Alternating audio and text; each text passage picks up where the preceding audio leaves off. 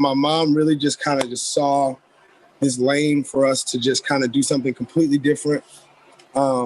She took us on a few open casting calls. We had some really good reactions, I guess you could say, some feedback.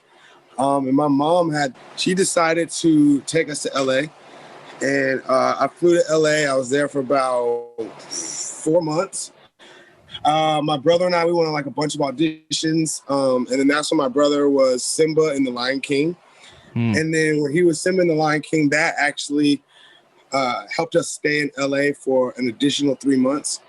And then basically the whole time I was in LA, I didn't get any job. And then my dad basically was like, you know what, man, you guys have, spent all this money in California. I'm about to get on a plane and I'm about to come pick you guys up. You guys got to come back to Atlanta. Like, you try to pursue your dream. It just didn't work out, but we just can't afford to be out in LA. Yeah. And so my mom literally was like, all right, well, we're going to go on this one last audition before we just pack up and just go back to Atlanta and say we tried. And that audition was That's So Raven. And I went to the Disney Channel building.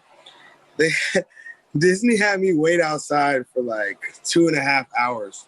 Damn. So they had auditioned like 3,000 or 4,000 kids for Corey. Wow. And it was down to like me and this one other kid. And this kid was like really famous. He had movies with Will Smith and all this stuff. And then he actually showed up late to his audition.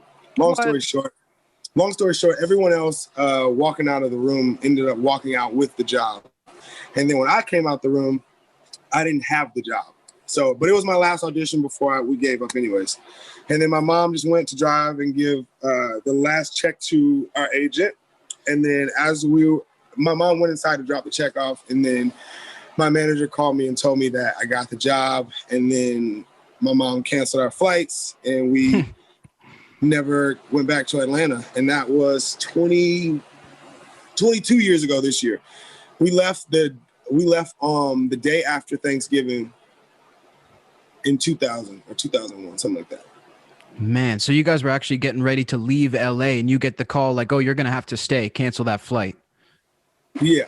I think That's she insane. told me, she was like, Kyle, how was it meeting Raven? I was like, oh, it was cool. She was really nice. Like we were talking about the fact that we're both from Atlanta. She was like, was she nice to you? I was like, yeah, she was really sweet. And then she was like, well, you better get used to her because you're going to be Corey on That's So Raven. I was like, yo. So were you reading the scripts with Raven in the audition and how many times did you read for the part? I think I went, man, I don't even remember. I was 7. So It's a long time ago.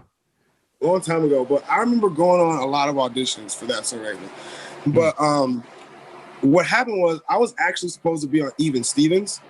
So like I read with Shia and like all these people for Even Stevens. I got the producers. I was supposed to play Beans on Even Stevens. Cool. And the creators of Even Stevens, they also created Full House and That's So Raven and Corey in the House. Like they're the same people. So when I didn't get Even Stevens, they kept me in mind for That's So Raven.